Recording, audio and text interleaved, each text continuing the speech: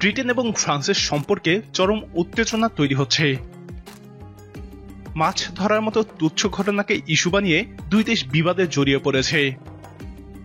এই অবস্থায় ফ্রান্সের পক্ষ নিল ইউরোপীয় ইউনিয়ন। ব্রিটেন ইউরোপীয় ইউনিয়ন থেকে বের হয়ে যাওয়ার পর থেকেই ব্রিটেনের সাথে ফ্রান্স, জার্মানি সহ ইউরোপের সম্পর্ক খারাপ হতে থাকে।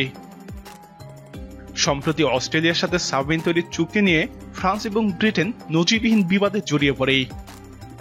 দুই দেশে সামরিক জোট ন্যাটো এবং জাতিসংঘের প্রভাবশালী সদস্য। মাছ ধরা ব্রিটিশ ট্রলার আটকের ঘটনায় ফ্রান্সের প্রতি সমর্থন জানিয়েছে ইউরোপীয় ইউনিয়ন। এই জোটের কমিশনার থিরি ব্রেটন বলেছেন, মাছ ধরা ব্রিটিশ ট্রলার আটকের বিষয়ে ফ্রান্সের অবস্থানকে আমরা পুরোপুরি উপলব্ধি করছি এবং ফ্রান্সের প্রতি সমর্থন জানাচ্ছি। প্রথম থেকে ইউরোপীয় ইউনিয়ন এই অবস্থানে ছিল বলে তিনি জানান।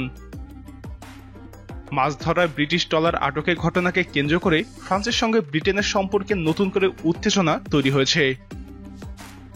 মাছ ধরার ট্রলারটি আটকের ঘটনায় ক্ষোভ জানিয়ে ফ্রান্সের রাষ্ট্রদূতকে তলব করেছে ব্রিটেন।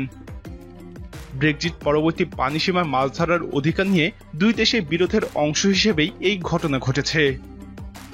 ওই দিন রাতে লা হাভরে বন্দরে তল্লাশি চালিয়ে একটি ব্রিটিশ ট্রলারকে আটক করেছে ফ্রান্স। আরেকটি ট্রলারকেও জরিমানা করা হয়। ফরাসি কর্তৃপক্ষের দাবি, আটক করা ট্রলারের লাইসেন্স ছিল না। তবে ব্রিটিশ পরিবেশ মন্ত্রী জর্জ ইউস্টেস দাবি করেছেন, ইউরোপীয় ইউনিয়ন ট্রলারটির লাইসেন্স অনুমোদন করেছিল। গত মাসে বেশ কয়েকটি ফরাসি নৌকাকে মাছ ধরার লাইসেন্স দিতে অস্বীকৃতি জানায় ব্রিটেন এবং জার্সি দ্বীপপুঞ্জের কর্তৃপক্ষ। কারণ হিসেবে বলা হয়েছিল, এগুলো ব্রেক্সিট চুক্তি লঙ্ঘন করেছে। আর তাতে ক্ষুব্ধ হয়ে ওঠে ফ্রান্স।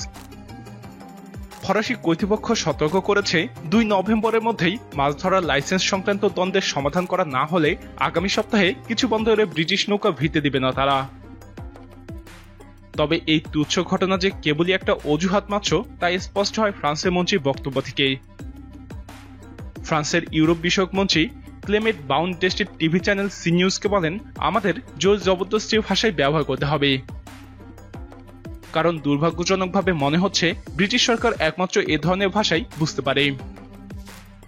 প্রিয় দর্শক, ফ্রান্স এবং ব্রিটেনের মতো সভ্যতার দাবিদার দুই দেশের মধ্যে এরকম তুচ্ছ বিষয়ে ঝগড়াকে আপনি কিভাবে দেখছেন? আপনার মতামত কমেন্টে জানান। নিয়মিত এরকম আপডেট পেতে আমাদের চ্যানেলটি সাবস্ক্রাইব করে আমাদের সাথেই থাকুন।